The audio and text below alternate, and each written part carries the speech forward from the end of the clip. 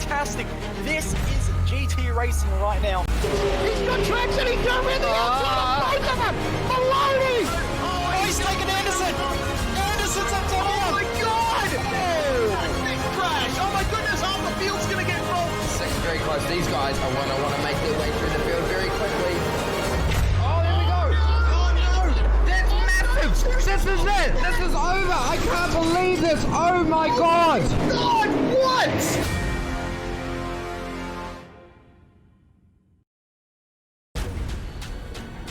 This is the original esport racing game. This is iRacing.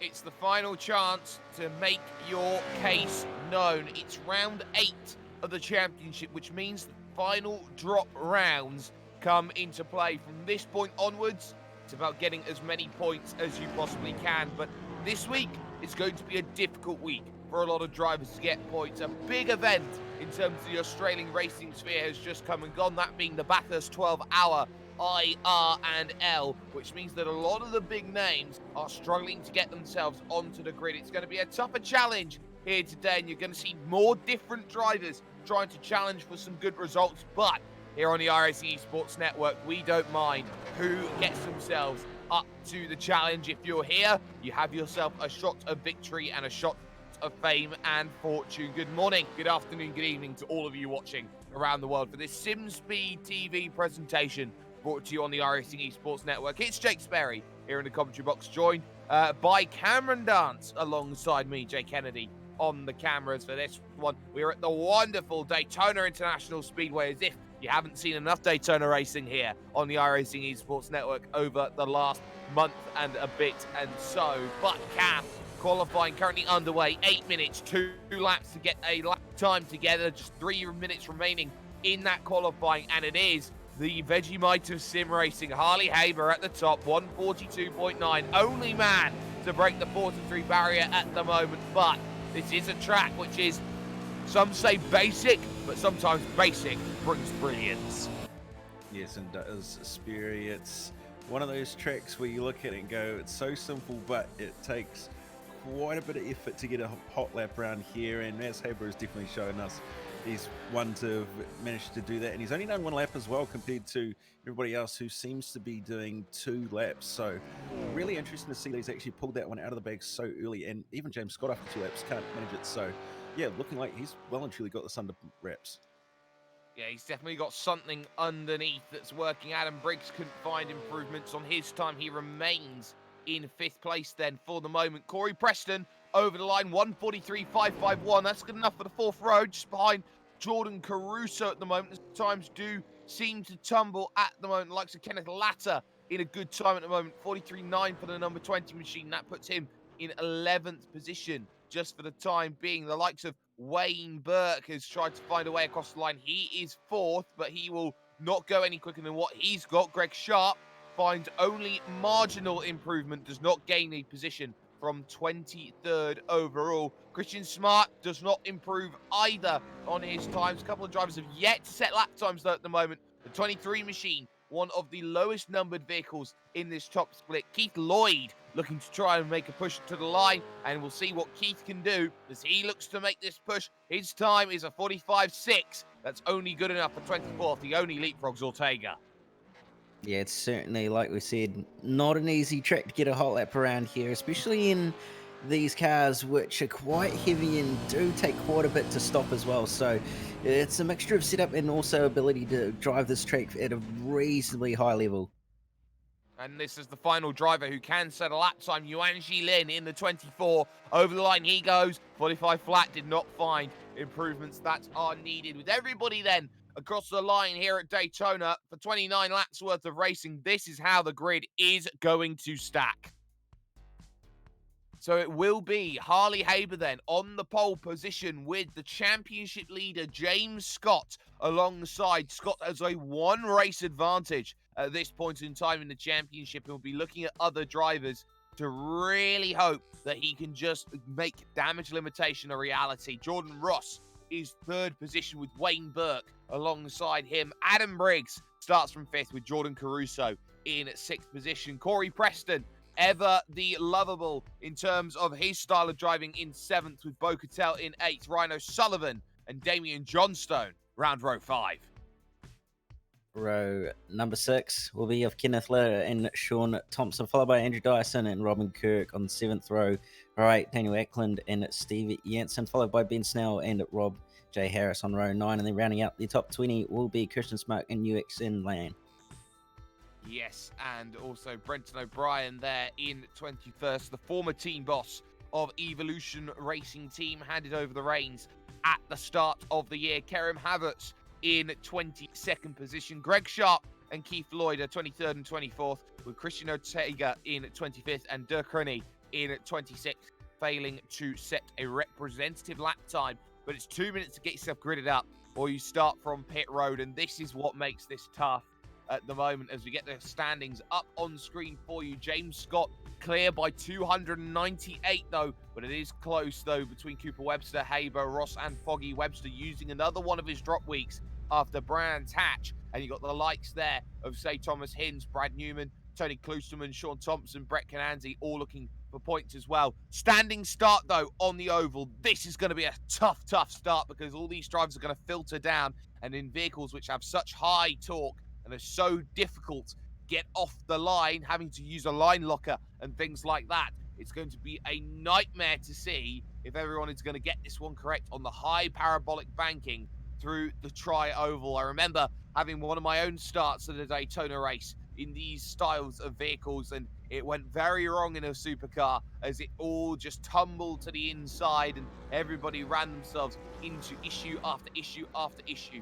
But 29 laps, this is a draft-favoured circuit as the green flag drops and they get themselves underway. Issues, though, from the second row, and that's Wayne Burke who struggles off the line as they go through. Jordan Ross already trying to get past his teammate James Scott as they go into 1 and 2 once again. On the brakes they go. Scott goes around straight away, gets a huge tap, and he drops 10, 15 places already.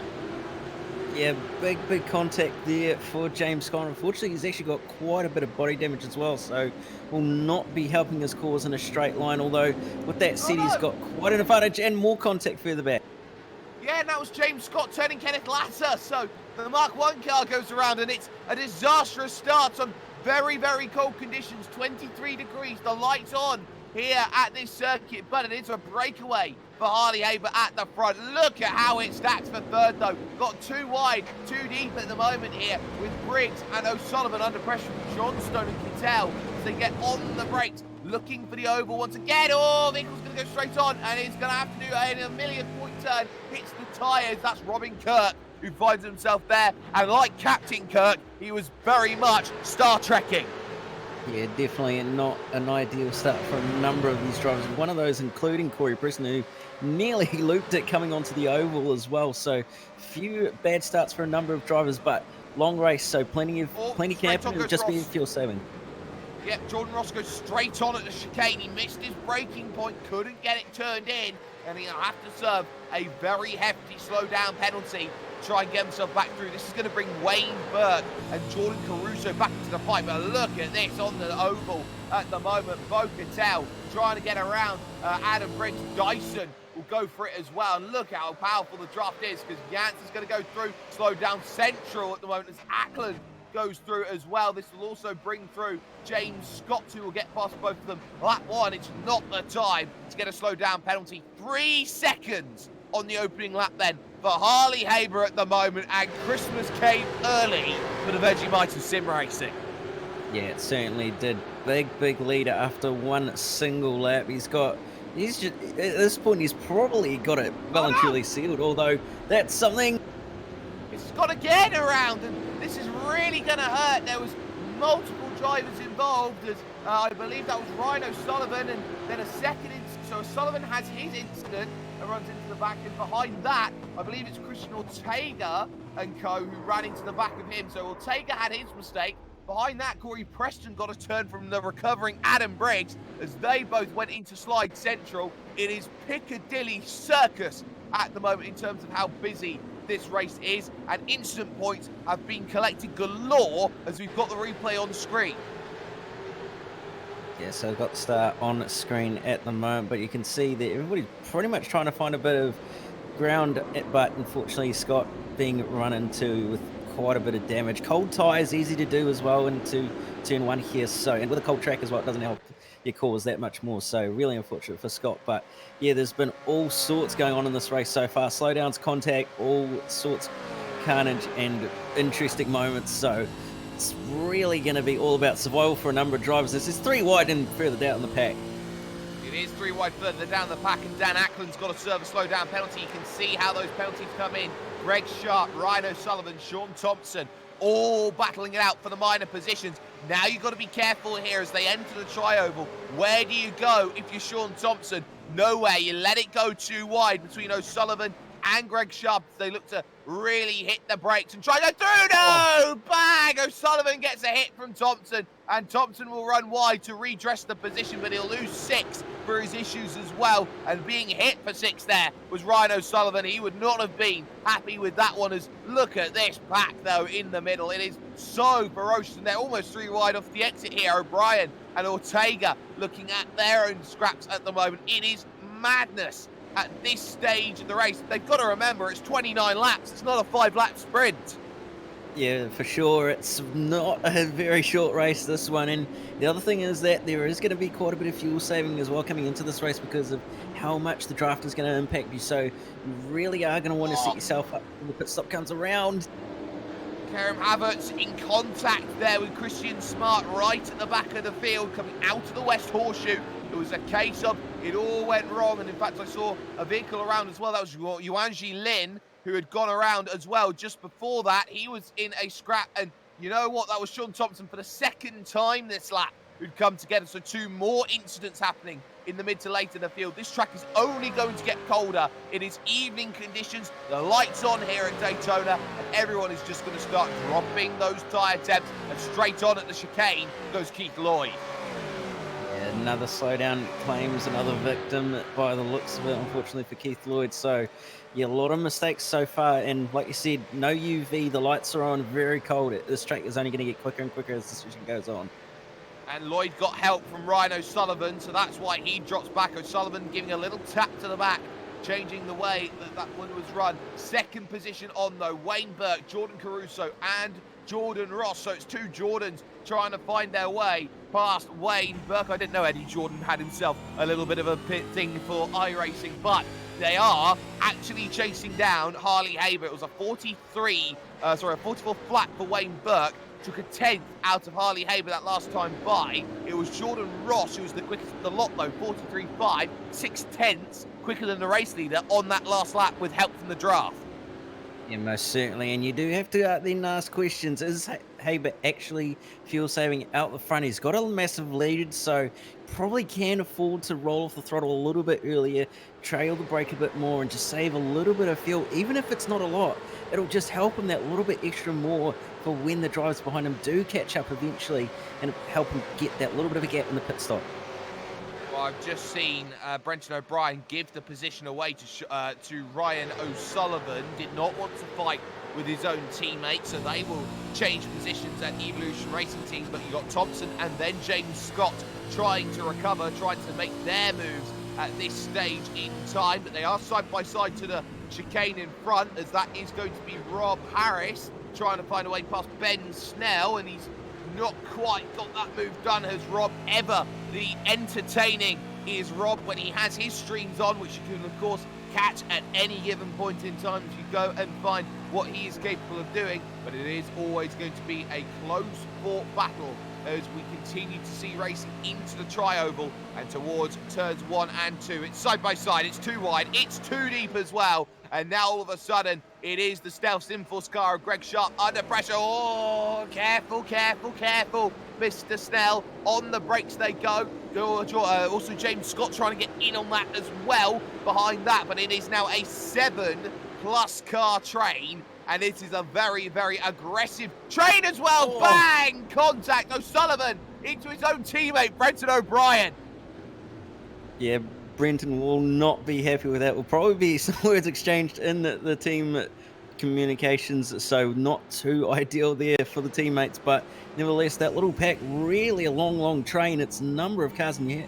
If you're one of the ones in the middle of the back, you probably want to be fuel saving just so you can jump everyone. Exactly, it's not a nice place to be battling all the time. You've got to be saving the fuel, and well, 2 hits of contact, never really nice for Ryan O'Sullivan, and that is going to be rule 1 of teammates. As here's Jordan Caruso deciding, I've had enough of waiting here, down the inside of Wayne Burke into the chicane, and he gets it nice and stopped through this section. Will look to put the power down early, does so, and moves himself up the position. So Jordan Caruso's decided, Wayne Burke, your pace ain't good enough. We're still 3.2 seconds back. I want some time at the front of the field to get us back to Harley. Yeah, it's a very, very interesting tactic. You kind of want to be the guy at the front to try and pull that gap, but then, like Wayne's showing, the draft is just that strong that you just end up getting drafted straight back past. So really interesting battle between these two. As they're going to go side by side in turn 1. This is going to be interesting. Cruz on the inside, just holding on for the time being. Wayne Burke will have to sit station. Has to sit station. They lost half a second last time by. Gap up now to 4 seconds in this race. It's an entire international horseshoe at the moment, and that says all you need to know. More battling lower down in the pack as Sean Thompson and James Scott have gone through a whole host of drivers at the moment, but behind that, Adam Briggs, Christian Smart, Corey Preston together on the road as they look to get down in on the brakes. Round goes to Cruddy, and that is the yellow car there, who started dead last, didn't set a time in qualifying, dropping 3-4 positions in cold tyre conditions, and this is one of the issues that these drivers find. Cold tyres, they do need to wait to hit an operating window. Yeah, they most certainly do, and with it being a cold track as well, they'll take a few laps to get up to 10, but I'd say probably at this point they'll have some relatively okay temperature, but even then, it's still going to take a number of laps to get up to the proper optimum temperature and pressures as well, so probably give it a few more laps and we'll really start to see some proper lap times starting to come in, but also at the same time, tyres are probably going to start dropping off at some point as well. It certainly will here. It's a 29-lap race, which means that it's going to take a little while. Slow, though, through the bus stop and going up high. Oh, was that a slow down there for Wayne Burke? He lets Jordan Ross have it. I think it may just have been, as they went through that section, it was very weird of Wayne Burke to be as slow as he was. I thought he took that section absolutely fine through as he went through, but I think he may have got maybe too much of a couple curves here and there, and he had to try and dive it up top, and it very nearly ended in disaster. All of a sudden, though, Damien Johnstone has been putting in the time to get himself back into this pack. It's now a 4-car scrap going on here for second position. Look at that, straight away! Damien Johnstone down the inside. He doesn't waste no time, but he's not got the move sorted.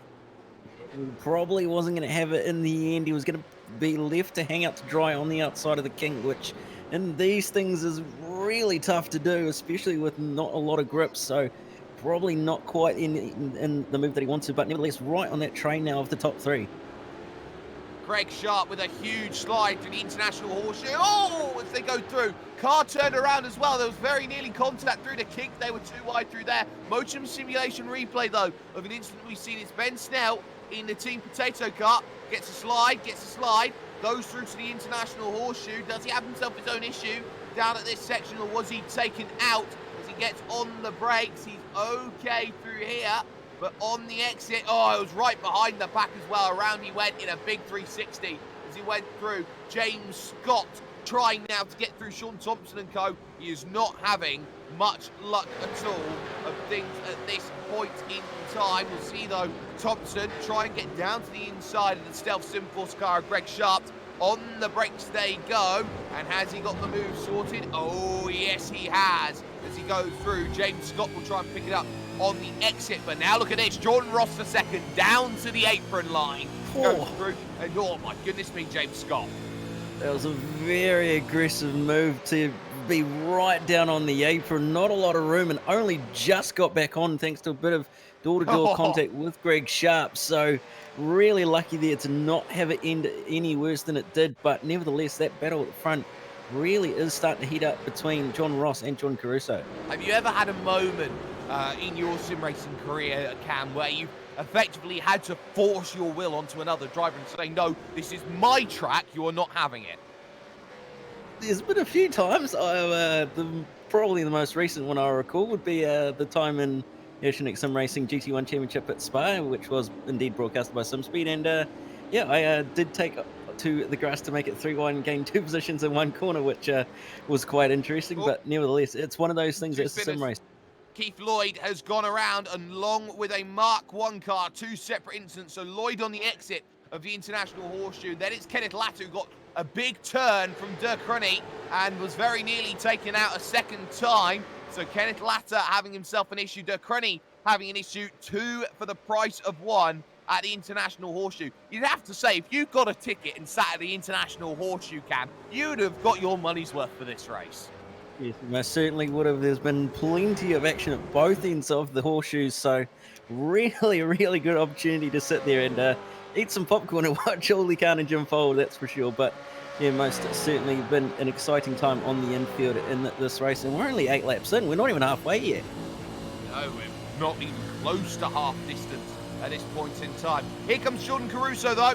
He's thinking about getting in the draft. 294 kilometers an hour. Hits the limiter, decides I can't go much quicker than that as they hit the brakes and look for the left then of turn number 1 once more, relying on that pace of Jordan Ross to bring himself back into contention, hopefully for a race victory if something were to happen at the moment. Cars are in pit road and are out of this race. Those are Yuan Ji Ling and also Ryan O'Sullivan. Wide goes Corey Preston through turn 1, but he gets away with it though with a Greg Sharp who is really struggling at the moment. He can't find himself through. Something happened between himself and James Scott over the course of that last lap, because it looks like they have dropped a whole host of time over the last couple of sections, and in fact they did into turn 1. Greg Sharp ran into the side of James Scott a lap ago, so James Scott for the 3rd time has been turned around, and now you've got to start wondering here. 17 instant points, remember here, Cam. That's a drive-through penalty. Yes, it most certainly does, and it's not a small drive-through penalty either. It really does slap you in the face silly, so really he's got to be careful if he's on a limited number of incidents at this point, and then 25 is the DQ limit, so he can't really afford to, but he can kind of afford to have a bit of a bad week with the lead that he's got in the championship, which is basically a week's worth of points. So he's kind of got to play it conservatively, but at the same time he's really got to take advantage of his rivals not being here tonight. The other good news he has is the fact that this is a lesser strength of field thanks to many drives being at the Bathurst 12 hours. Here comes Caruso once again, looking for the inside of Jordan Ross into the tri-oval, and looking to get this done is going to be a good opportunity, but they are hemorrhaging time the more they battle. It's 4.8 though now at the front of the field for Harley Haber. Caruso up into second. Wayne Burke there back on the train. John Stone's going to have to work hard to get back onto this one, but this is the thing. It's going to cost a lot of positions if you try and get it right, as I've just seen a change of position between 2 teammates. Rob Harris saying, Sean, you're quicker, buddy. I'll let you go. Yeah, smart play there by the 2 teammates there. It's one of those things that around this sort of track, it's not a bad thing to let someone by and just use their draft to sort of catch the pack or the drivers ahead, because every little bit of speed that you can gain will really help you. And the other thing is, there's possibly some tactic behind fuel saving as well that Rob's possibly got in mind to try and gain a bit on his teammate as well as cars ahead. Yeah, and if you're going to try and fuel save, you're going to have to be very, very good at it around this track, because of the fact that you've got so many high-speed sections you can lift and coast for a good 200 meters if you're incredibly brave. to do so on the break. So I think a lot of drivers are sitting and looking at the way that they are racing, thinking, well, I could save some fuel and get myself into position, especially if you're in this middle pack, which involves the likes of Steve Jansen and Andrew Dyson at the moment. Behind that, Daniel Ackland. These drivers, we haven't talked about them because they've been quiet. They haven't been involved in the instant action today, Cam, but they started 15th, 16th and 13th respectively, up into 7th, 8th and 9th. Yeah, they've done a really, really good job to actually avoid all the carnage that's been going on early in this race, and then just slowly creep their way up the order, sort of reminiscent of what I tend to do on a few occasions, but nevertheless, Eklund looking to try, Steve Jansen, sorry, we're going to go around the outside into turn 1. Possibly not going to work though. Oh, it's very difficult through 1 and then into 2. And Andrew Dyson, oh, you did not have room on the exit to chop the nose. He would have got the call from his race chief spotter saying all clear, all clear. There is that slight bit of overlap that comes from the all clear, and Jansen was still there, and he will feel aggrieved at that sort of contact there, Cam. Yeah, most certainly, and very, very easy thing to do as well in the heat of the moment to sort of chop the guy's nose off behind, but also can in disaster a lot and brings it with a big moment. That's huge. He went off to Narnia and back on his own, so he had a huge moment as he goes through, as we get ourselves a Motum Simulation replay. He gets himself over the curb. Oh, he's caught it on the curb and the grass, and he's done so well to save it. He's gone pretty much all the way out to an oval somewhere along South Carolina, because that was an amazing save to get that back. Yeah, it's not easy to recover on the grass, and sort of trying to do his own little rallycross circuit, which is indeed there is a track version of that on the circuit, so trying to get ERT in there for the rallycross championship, I see. Yes, and maybe Brenton O'Brien has found himself a higher calling, but we don't quite know that though for the time being. Still though, scrap for second on. Here comes Jordan Ross once again, going high side, trying to get this done. It's the tougher way to get it done. You've got to work harder. Wayne Burke thinks about splitting the middle, and he cannot split the middle, but he will get past Jordan Ross here, who was so tentative on the brakes. But look at this. That's up, that's under. You knit one, you bow one back, says Jordan Ross. Yeah, Wayne just locked it inside front there and just allowed Ross to get back up the inside and do a crossover. And this fighting will actually help Johnston as well, because we have to close that gap from the fact that these two are constantly fighting and really trying to sort each other out. Exactly, they are trying to sort each other out at the moment, but it is tactics at Chesson 300Ks, and that is going to be something that they will keep in mind, the fact that they are racing hard, but they haven't got a guarantee at this point in time though. Big forecast scrap though, Preston and Scott, and Sharp and Briggs. And if you want to know how badly the damage is affecting James Scott, he did a 47.2 that last time by. That was almost a second slower than Harley Haber at the front of the field. So it's clear damage is affecting the championship leader. He has no good news. He's got no fast repairs in this series. He can't save the damage the natural way. He's going to have to hope that someone puts a metaphorical massive roll of gaffer tape on that car and hope it's fixed.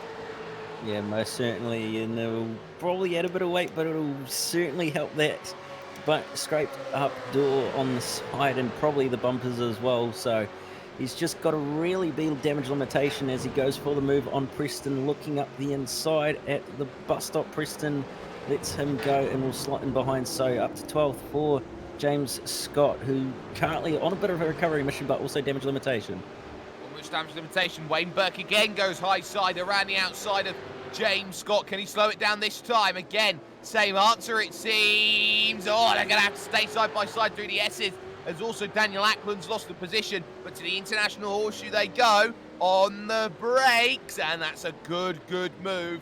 And up a position goes Wayne Burke in the train. So they've decided first position is too far away. We'll fight for second for the time being. But Ackland did lose a position over the course of that last lap. Why? Because he went too wide on the exit of the bus stop, Cam. So easy to do. That is slow down central if you hit that section. Yeah, it certainly is. And is it off track as well? So Another incident to add to the tally, and really don't want to be getting too many of those, especially with how easy it is to do in these cars, which do tend to produce a little bit of understeer on the exit of these corners. So just really got to be careful about that and not make sure he doesn't do it too much. Pit window is officially open. Into the lane comes Kenneth Latter at the moment. He's the first to stop. He comes in from 20th position on the road, and he looks to try and get himself in. I believe Brenton O'Brien may just be in on the lane with damage, it seems. He may just be out of this race entirely if we get a chance to see what's happened. I think he's lost it down at the bus stop. As he went in, he went straight on and went into the tyres on the left-hand side. So that's the end of his race. He won't be happy with that. But because it's now the pit stop cycle opening, this now allows a question here on lap 14. The half-distance score complete. Remember, they've got to make sure that they get that stop in nice and quickly before getting back out again. The question becomes, who decides to pit? Because around this track, you really want a draft partner when you come out of pit lane. I certainly do, but at the same time, you don't want to get held up as well. Say, for example, if you're someone like Jordan Ross, you probably want to be sitting behind Wayne Burke, saving fuel, making sure you can get a nice short stop and eventually have a draft partner, but it's going to be hard to call.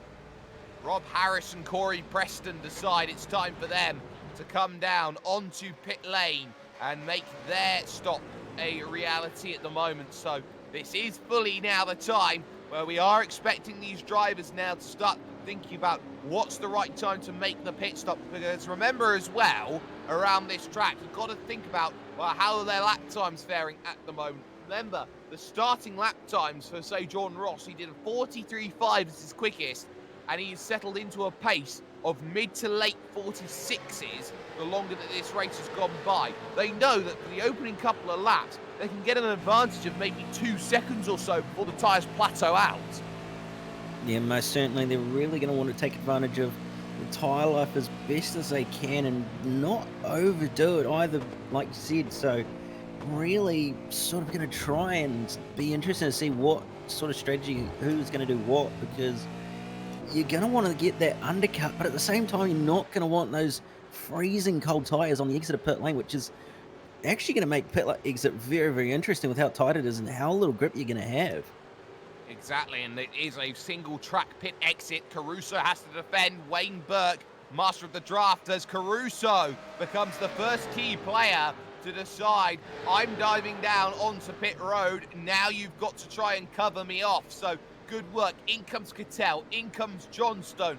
Dyson in at the end of lap 14 as well as Steve Janssen as well. Thompson decides, I've got to come down in onto the lane, and surely with the damage that he's got, James Scott, the championship leader, also decides it's time to hit the lane. They've got to be careful about this lane as well, because it is very much going from 300k all the way down to 85. It's tough to get yourself stopped on the brakes.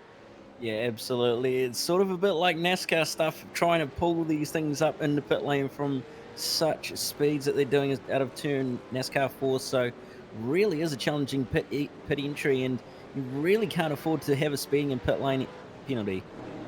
Oh, and it's tough for Damian Johnstone. He was side by side off the exit of pit lane with Christian Smart, who has yet to come down and make a stop. So seems like the two gone road cars, they're going to have to change it up together. And there we go, multi-21.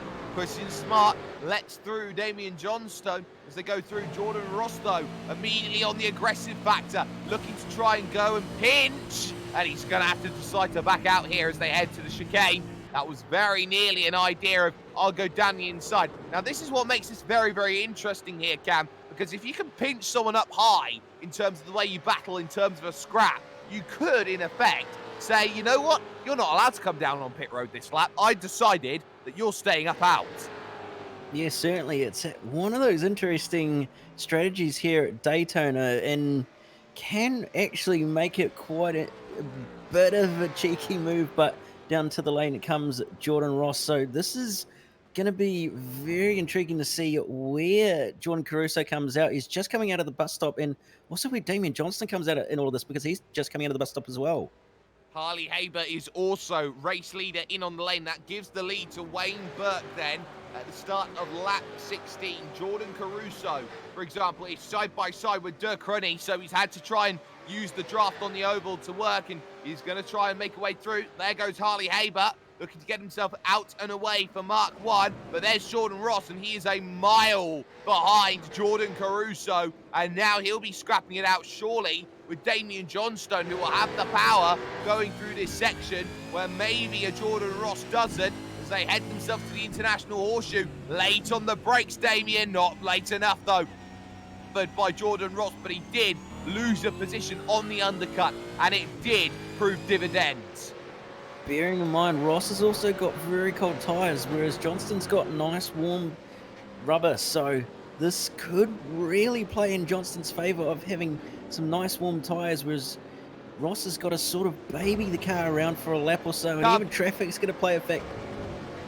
Exactly, and that's going to be the big hurt then at the moment for Jordan Ross, and he knows as well that the likes of Dirk Crunny, for example, is not technically lap traffic. It is a scrap for position. He is entitled to fight for it. Look at Damian Johnstone, though, in the draft with Dirk Crunny now. Going to have to look, which way do you go? Which way do you go? Jordan Ross forced high side, followed by Damian Johnstone. Here's a trial by fire. Do you dare look to the inside? No, he thought better of it. He lifted off of the brakes. Dirk Crunny's going to still fight it, though, and that's going to hurt Johnstone in terms of his run. And goodbye, Jordan Ross.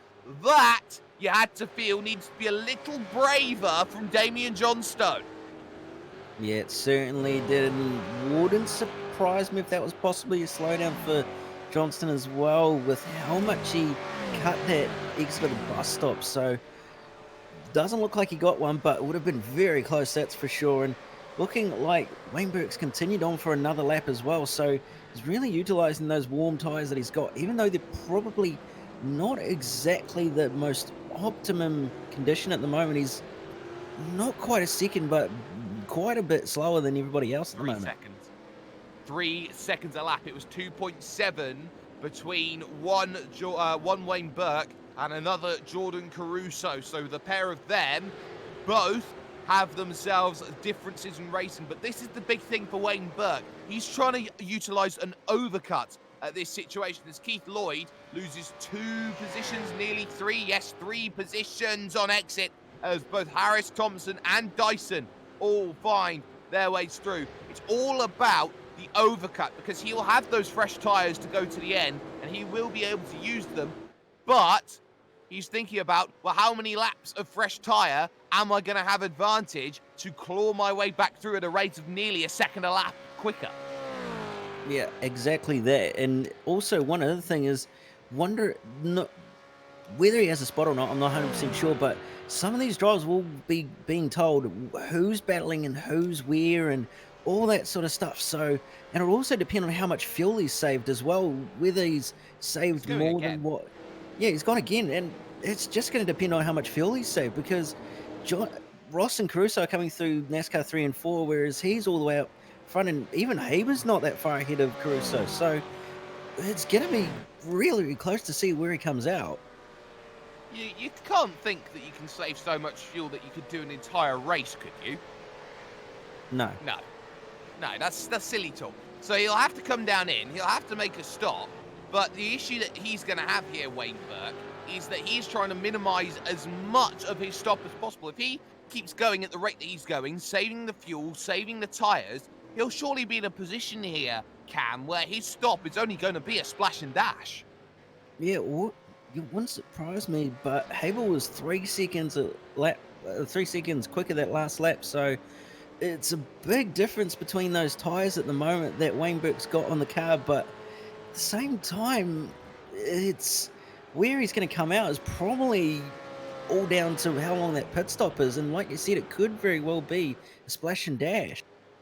It certainly could be. Battle lower down the order. Christian Smart and Karim Havertz having a good little scrap. Number 25 machine from Club Northwest in the United States. So Karim Havertz trying to have a very good run at the moment. Doesn't get a good run off the exit, though. Now he's looking backwards here. And there is lap traffic behind. And suddenly, the driver who started from 20th, who is effectively dead last in this field, well, give credit to Yuan Jiling. He's having a very good run at the moment to try and get himself some iRacing and safety rating back. He's 12 laps down, but he's still going. Yeah, absolutely. It's one of those things that you can't afford to give up at the end of the day. Is just on board with Rob Harris pushing, Sean Thompson pushing Rob Harris, and there's contact between the two. Oh, no. No, no, no, no, no, no, no, no, no. Not the way he wants it, no! Bang, bang, bang! That's a huge accident! And slowing up was Rob Harris. Dyson didn't spot it. The two teammates have come together. Thompson's been sandwiched into the Armco barrier and, into the safer barrier. So it seems like the teammates, one touch, deserve very much another.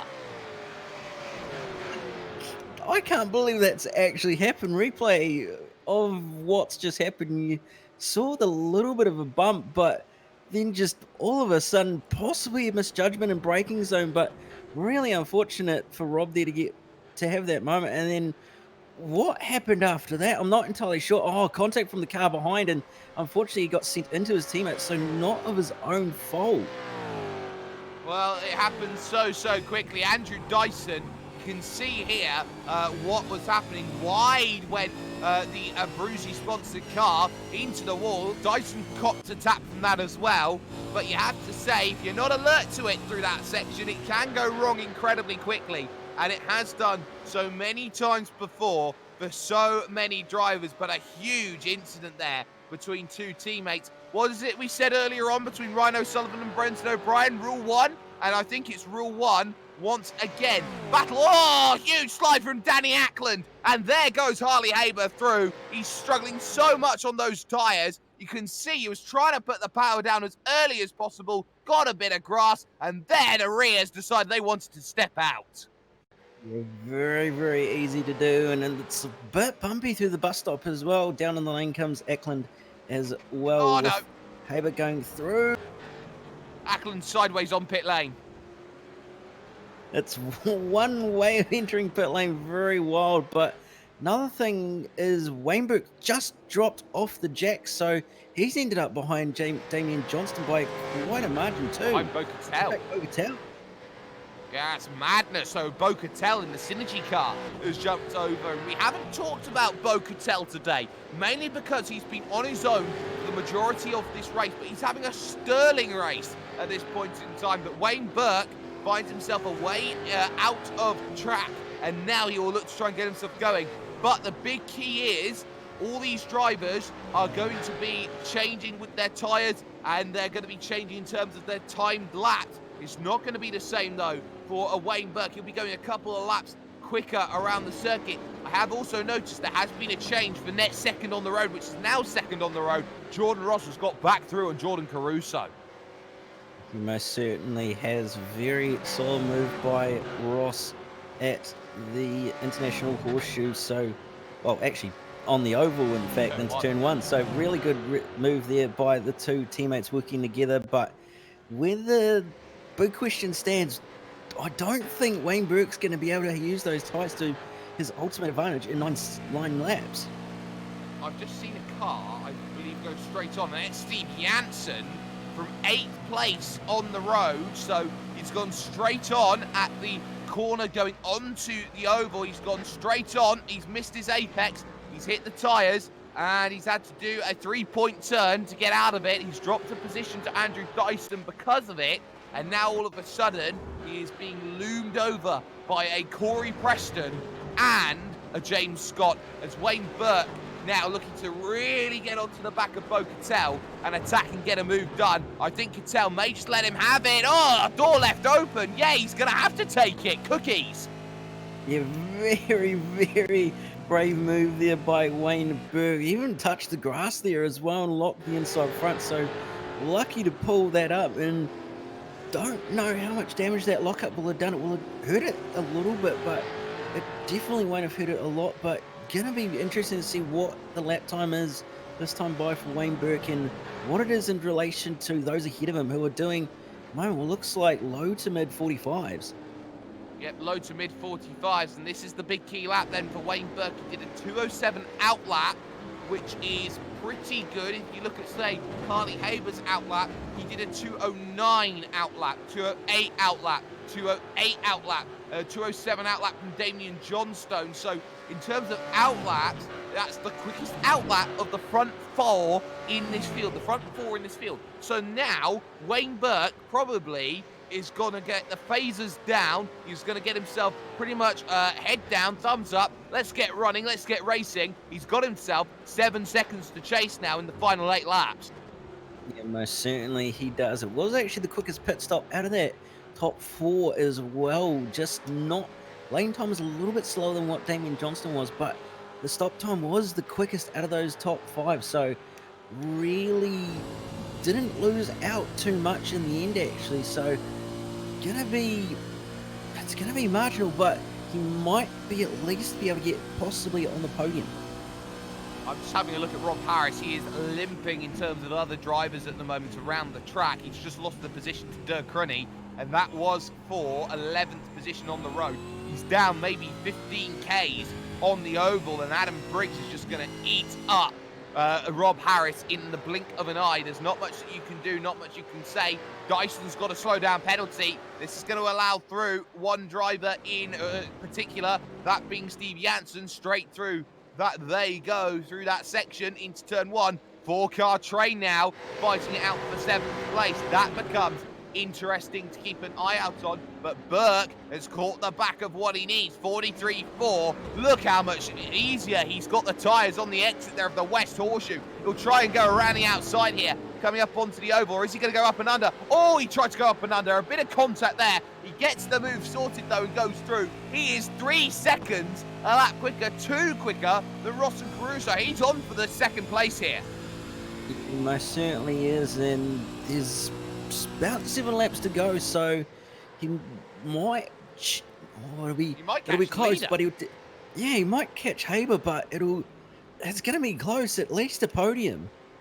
At least a podium we're expecting, so Caruso and Ross, they're going to have to find pace quick because Wayne Burke is charging in the late stages of this race, and a lot can happen at the moment. So everyone can get themselves into a nice position to battle, but they know they've got the hardest charging overcut driver, Wayne Burke, trying to chase them down. Question becomes, though, with Wayne Burke, at what stage in time are those tyres going to give up on him and he gets himself into a similar plateaued window? Yeah, that is a big question that you're and it's hard to answer. It could be in 2 laps, it could be in 5 laps, it could be not at all. So really going to be all about what the other drivers ahead of him have done to their tyres, whether they've looked after them, whether they've abused them. I've just seen, I believe that was Jordan Ross, have a bit of an inside front lockup into International Horseshoe. So Corey! Pushing Corey. Corey's running to the back. I think it was a very light bit of contact there. Corey Preston into the back of Steve Janssen on the brakes, and it's a huge slide from Janssen, but he's done well to stop it, and he gets himself going, but he is demoted to the back of the train. Yeah, got a replay of it, and it's just ever so slight contact, like not a lot in it, and ended up pushing Janssen well off the road. He did very well to save that, actually, and what that's actually done, all behold, Scott's back inside the top 10. He's now P9 after that. He is, and he's looking for P8 off of Corey Preston. So James Scott may just get some nice points out of it. And wide there, little bit of a wiggle on the power application from Corey Preston. And thank you very much. There goes James Scott up into 8th, but that's not a guarantee. Corey will want that straight back. Yeah, he absolutely will. And he'll have a little bit of straight line advantage, or possibly not. No, he will from the draft. So Corey going to hold it around the outside. Surely not. There you go. Back out of it, and will sit behind Scott for the time being. We'll probably try pass him into turn 1, I imagine. And look at Caruso now. All of a sudden, he's under pressure, or he's trying to apply it here against Jordan Ross. These two battling it out. They were a second slower than Wayne Burke that last time by. I think it may just be a bit too far. It's 6 laps to go. Gap between Haber and Burke in 4th is 8.5 seconds. I think they are just responding well enough to maybe make sure that Burke could only get 2nd at this point in time. But it will be a guaranteed 2nd if these two keep fighting. Big defensive line into the West Horseshoe from Jordan Ross. He does not want Caruso diving down at any point on this track.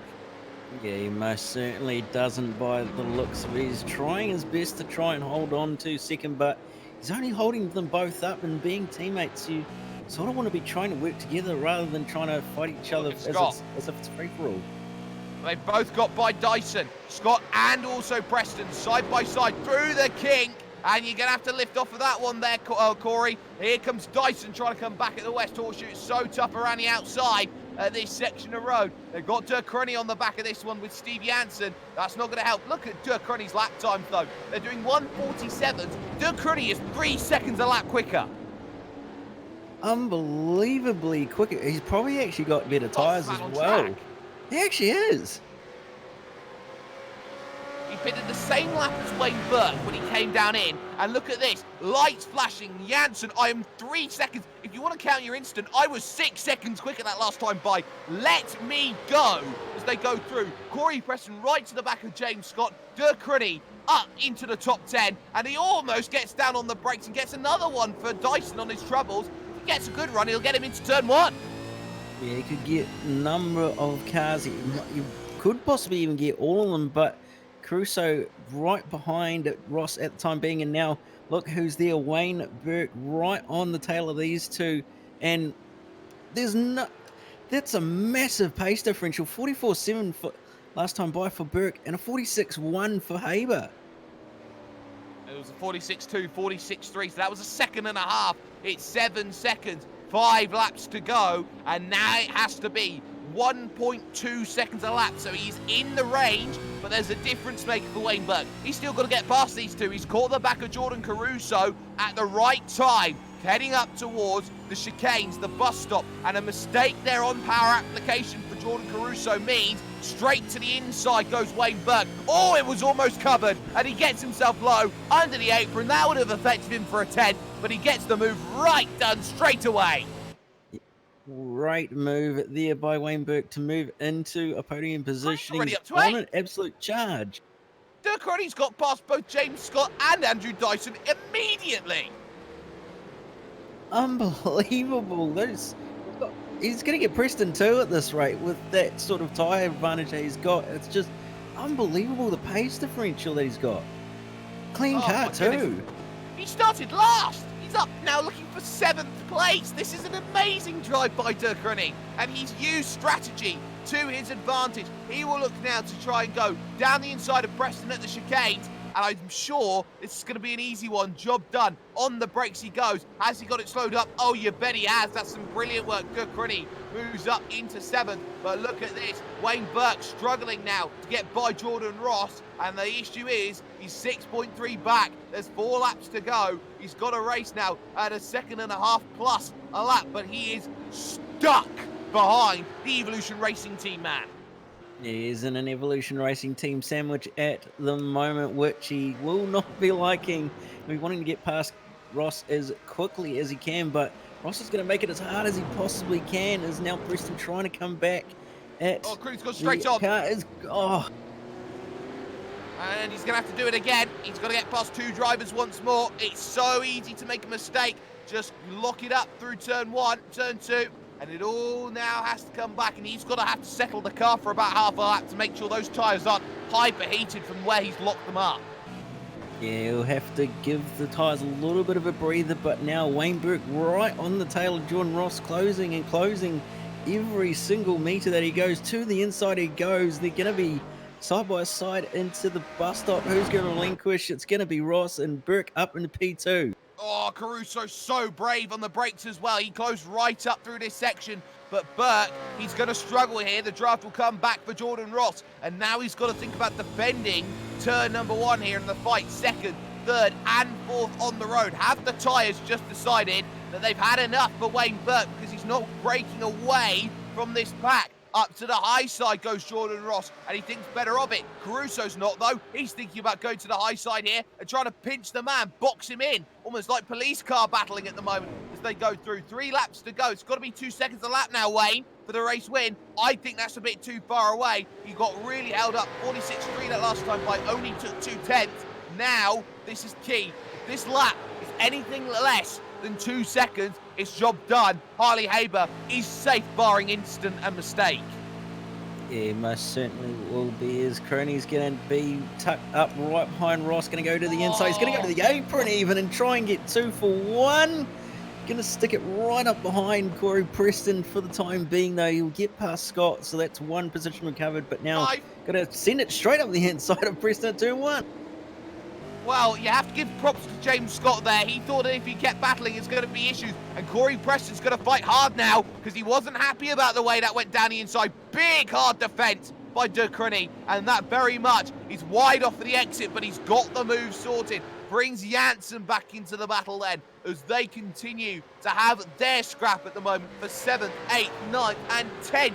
On the road. Anything happens, and Andrew Dyson's got a freebie as they could see Corey Preston struggling on the brakes, almost running into the back again of the yellow car in front. And now James Scott thinking, well, maybe I could get 8th place once again. On the brakes they go. The oval comes around for the 3rd to last time.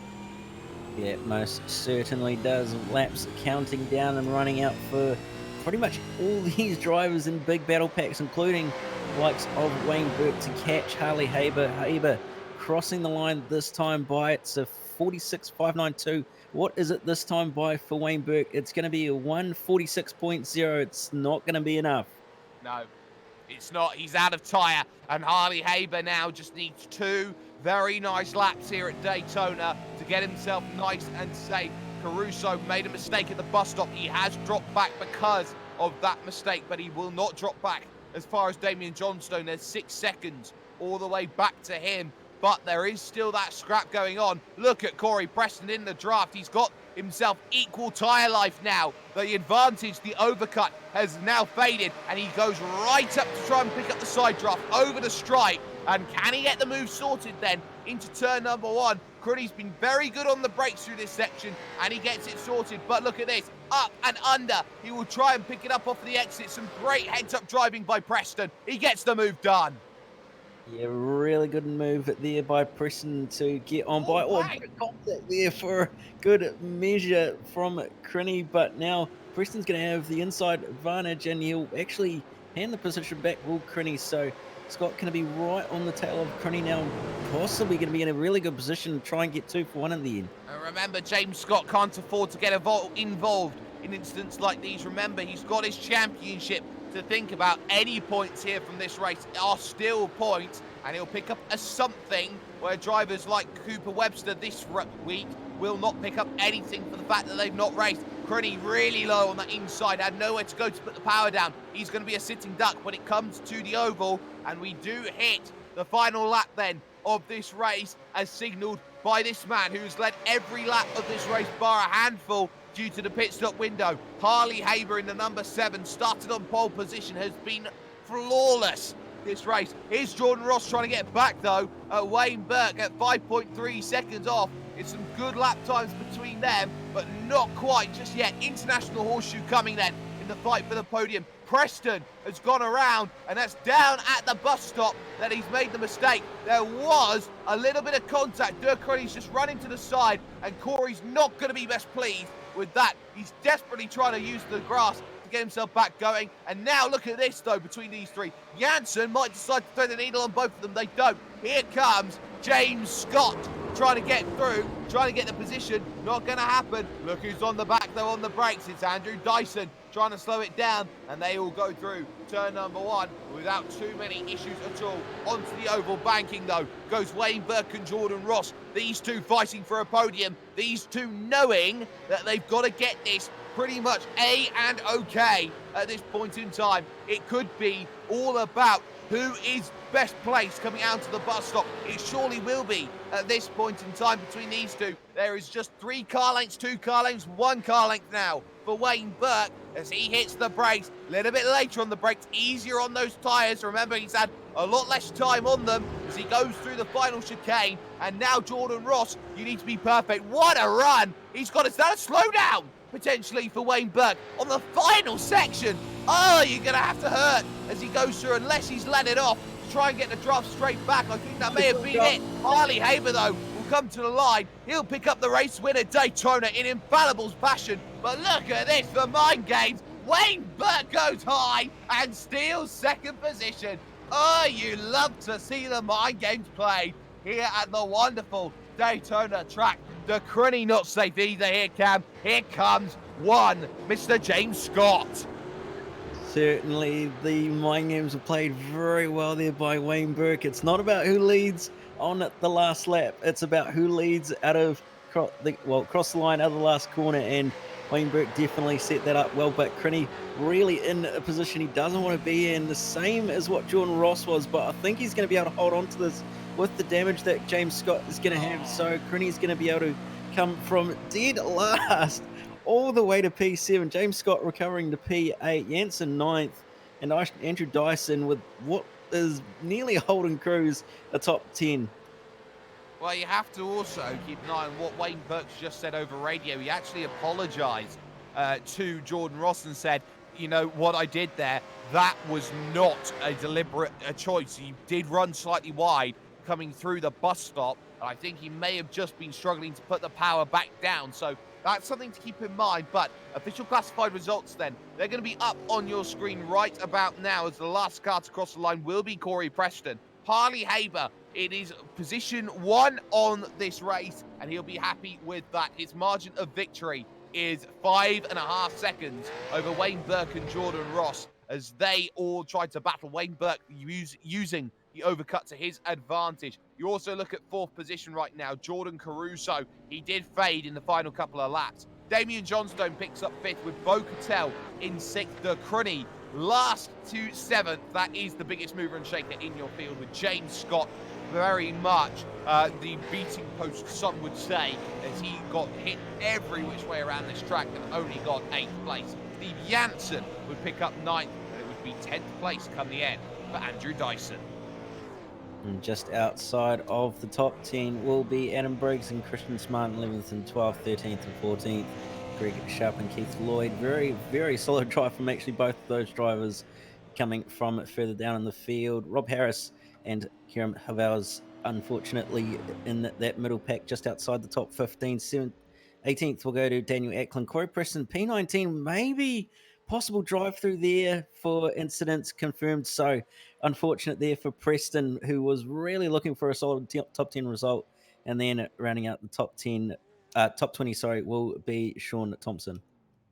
It's the first time we have seen a drive-through penalty over the coverage that we have seen here on the iRacing Esports Network for this V8 Supercar Series. But you got drivers who are many laps down, like Yuanji Ling, who did finish the race, Yuanji. He finishes 21st, but 12 laps down. And then the drivers who didn't finish, like Kenneth Latta, Brenton O'Brien after he hit his own teammate, Christian Ortega, Ben Snell, and of course, Brenton O'Brien's teammate who he hit, Ryan O'Sullivan. So those are the 26 that have got themselves through and have had themselves the instance, so to speak. But we do have to look at now what is going to be going on in the next couple of weeks. It's going to be a tough battle here, Cam, especially when the drop weeks now, they start being added up and you start looking around you and going, well, I still have to race. I still have to get the points because I have to take them away from other drivers who have already used a couple of drop rounds. Yeah, most certainly. And a few sort of interesting tracks on the schedule for the next 4 weeks as well. You got Summit Point Raceway, Montreal, Canadian Tire Motorsport, Parker Moss Sport, and then rounding out the season will be Sonoma at the Cup layout. So interesting final few weeks. And like you said, scoring points is going to be the big talking point and the main thing for a lot of these drivers as well, especially with where they sit in terms of the championship and their current rivals. And the only place you can catch that is on the iRacing Esports Network, brought to you by SimSpeed TV for your iRacing V8 Supercar Series. And, well, that brings things to a close for this broadcast this evening. A massive thanks, of course, to Motor and Simulations on the replays. Jay Kennedy has been on the cameras for this one. Cam Dance on my left-hand side. I, of course, have been Jake Sperry. It's Harley Haber who gets his season back in check after feeling a little bit lost after the last couple of rounds of the championship. But he'll be very happy that he's starting to close on a bad week for James Scott. He needs the points, as it is back to basics for many drivers in 1 week's time. Summit Point is one every iRacer knows on the back of their hands. We'll see you in 1 week's time in West Virginia.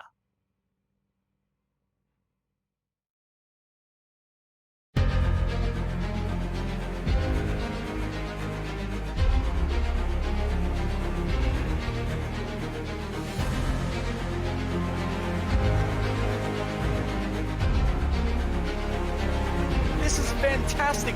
This is GT racing right now. He's got traction, he's got everything outside of both of them. Maloney! Oh, he's taking Anderson. Anderson's up top Oh here. my God! Oh, big crash. Oh my goodness, half the field's gonna get rolled. Second very close. These guys are want to make their way through the field very quickly. Oh, there we go. Oh no, that's massive. This is it. This is over. I can't believe this. Oh my God. God, what?